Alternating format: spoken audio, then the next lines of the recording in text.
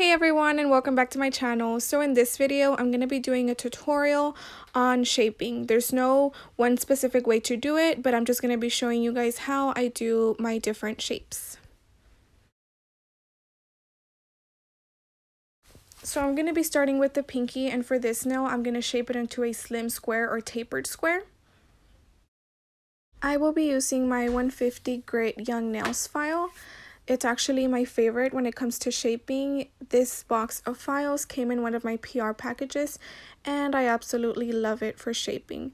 So here I go. I'm going to go ahead and start on the pinky. Remember, I'm doing this slim square, and what I like about my tips is they don't flare open, so they make it super easy to shape into that slim square, or also known as tapered square shape. What we want to do in order to achieve this shape is hold your file straight against the tip and then just slide it up and down, just like that. You want it to be perfectly straight. You don't want to hold it slanted in any way, so not like that or like that either. Just perfectly straight against the tip and then just file sliding up and down. We continue to do the same motion until we're satisfied with the shape.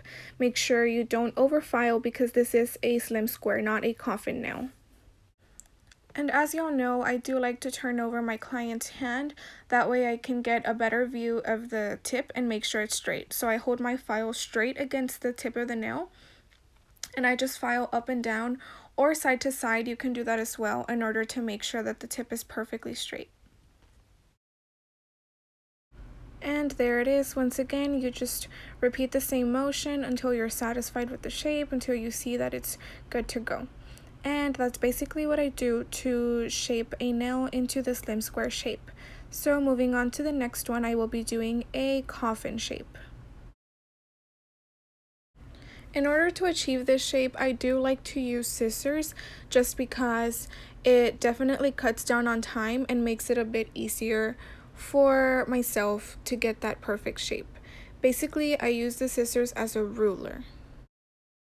You hold the scissors on the tip and you move it just like that to measure about how much you want to cut from the nail. So there I go, cut from one side, and you do the same thing on the other one. You use the scissors as your ruler and cut off as much as you need to. As y'all can see, it's already a pretty good shape, but we do want to go in with our file just to make it a little more defined and make sure that the sides are perfectly straight. Once again, we'll be doing the same motion. Just hold your file straight against the tip and make sure you keep filing up and down.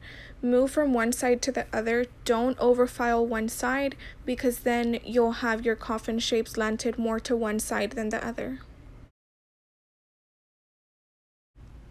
So now that I feel like both sides look pretty even, I do want to go ahead and turn over my client's hand just to make sure that the tip is also straight.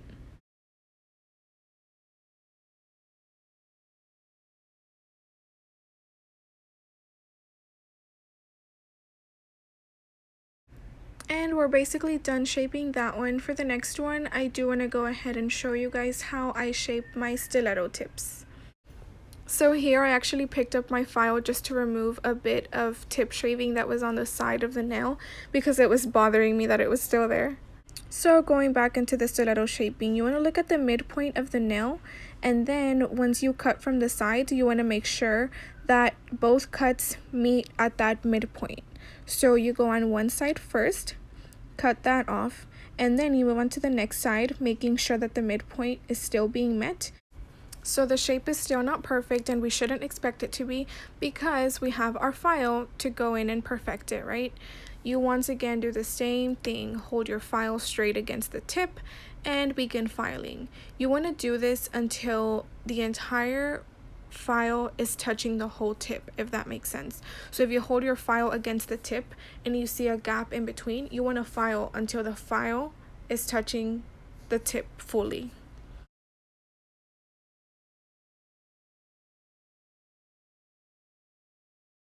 Once you feel that the sides look pretty even, you want to make sure to focus on the actual tip of the nail to make sure that you're making that sharp end.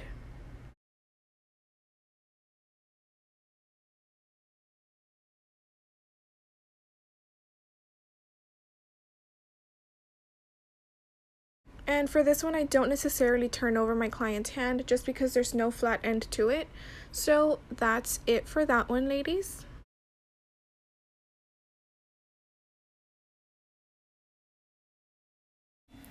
On the index finger, I will be doing what I like to call an oval shape. This shape does vary because some people call this an almond shape or even a round shape. I like to call it oval, but I'll be showing you guys how I do that. So the important thing here is to really understand what your client wants.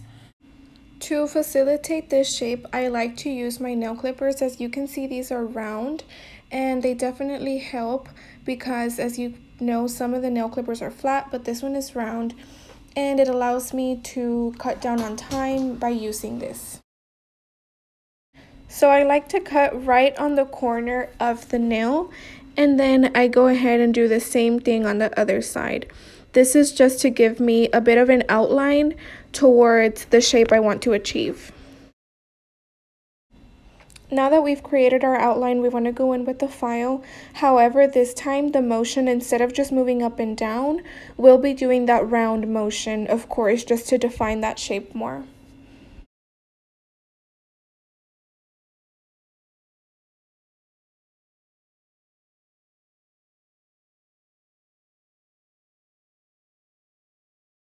You want to make sure you move from one side to the other because you don't want to overfile on one side. Once again, we want it to be centered and we don't want it to be slanted towards one side.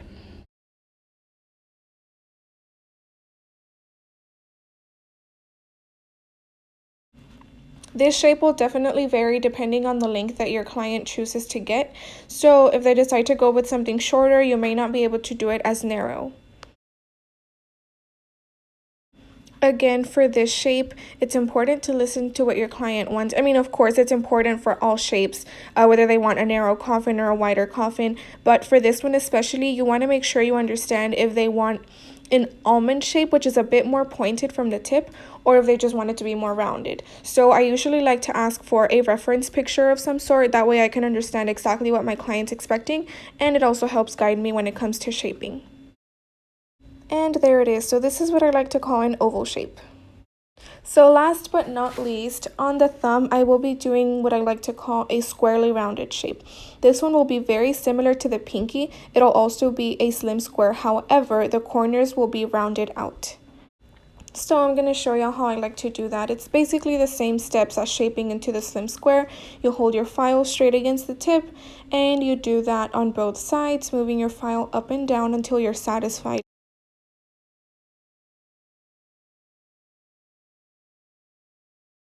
So now I want to go ahead and turn over my client's hand again, just to make sure that the tip of the nail is completely straight. I do that till I'm satisfied.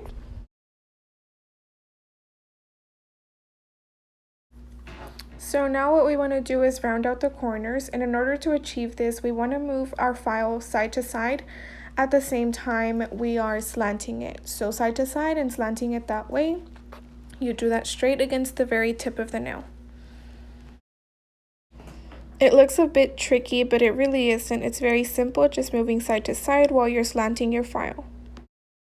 And there it is, ladies. So this is what I call a squarely rounded shape. And it's so similar to the slim square that we did on the pinky, except for this one, we just round out the corners. This shape is a bit more popular with my mommy clients just because, of course, they want to be careful with their kids.